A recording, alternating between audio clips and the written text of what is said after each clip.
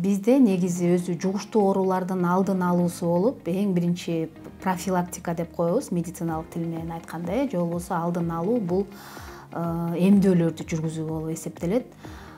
Бизде бул инфекциялык бөлүмдө биздин управляемая инфекция, неуправляемая деп бөлүнөт да. Бул управляемая деген бул ошол вакцинанын негизинде алдын алып, биз ошол ооруну алдын алып, ошол оорунун да жок болуп кетишине дагы өбөлгөлөр түзсөк болот.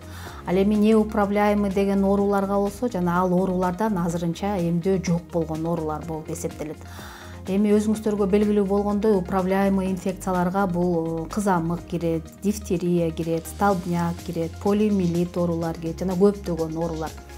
Бул оорулардын алдын алуу көп жылдардан бери эле Саламаттык сактоо министрлиги тарабынан бекитилген атайын календарь боюнча, эмдөө боюнча календарлар боюнча жүргүзүлөт. Негизи эмдөө, эң биринчи эмдөө бул төрөтканадан эле башталат. Өзүңүздөргө белгилүү болгондой, эң биринчи вакциналарды ошол жактан алышат балдар, ымыркайлар. Бул боюнча албетте жаңы төрөлгөн ымыркай төрөтканадан үйүнө чыгып келгенден кийин сөзсүз түрдө жана активный патронаж деген болот. Бунун баардыгын үй-бүлөлүк дарыгерлер тобунун тарабынан түзүлүп, ал балдардан байкоо жүргүзүп, ошондой эле ал балага, ар бир балага индивидуальный ошол прививкасы түзүлүп, календарь, анан убактысы менен кезеги келгенде ошол прививкага чакырылып, ошол ар бир оорудан түзүлгөн календарь боюнча эмдөөлөрдү алып турушат. Албетте бул биз ооруп калганды күтүп отурбай, ошо ооруну алдын алсак, бул эң жакшы болуп эсептелет. Ошондуктан биз ушул кезге чейин деле дайыма ата-энелерге эскертип айтып келебиз. Айрыкча акыркы убактарда бизде эмдөөдөн баш тарткан ата-энелер өтө көп.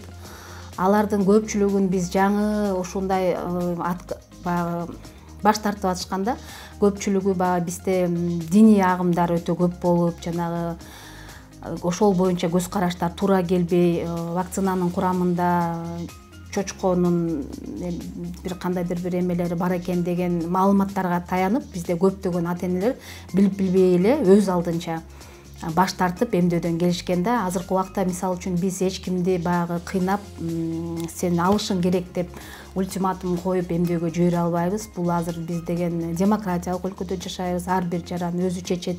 Эгерде мен баламды эмдөө алдырбайм десе, ал тил кат берип эле отказ кылып коюшат да. Ошондуктан анан көптөгөн дагы баягы ушул эмдөөдөн кийин ар кандай осложнениялар болот экен, баспай калып атат, же болбосо жакшы өнүкпөй калып атат, же ошол эмдөө сайган жери шишип кетти, же кандайдыр бир деген ар кандай шылтоолор менен көптөгөн ата-энелер толук кандуу маалымат албай туруп эле баш тарткан учурлар өтө көп да. Азыркы убакта эмдөө албаган балдарыбыз өтө көп. Ошондуктан биз дагы бир жолу ушул массалык маалымат каражаттарынын булактарынан дагы бир жолу ата-энелерге кеңеш бергибиз келет. Ушул оорулардан эмдөө бар болгондон кийин, демек биз ушул оорунун алдын алсак, ушул оору биздин өлкөдө болбой турган управляемый инфекциялар бар болгондон кийин, ушул эмдөөлөрдөн баш тартпай, албетте сөзсүз түрдө балаңыздардын ден соолугу үчүн кам көрүңүздөр деп айтат элем.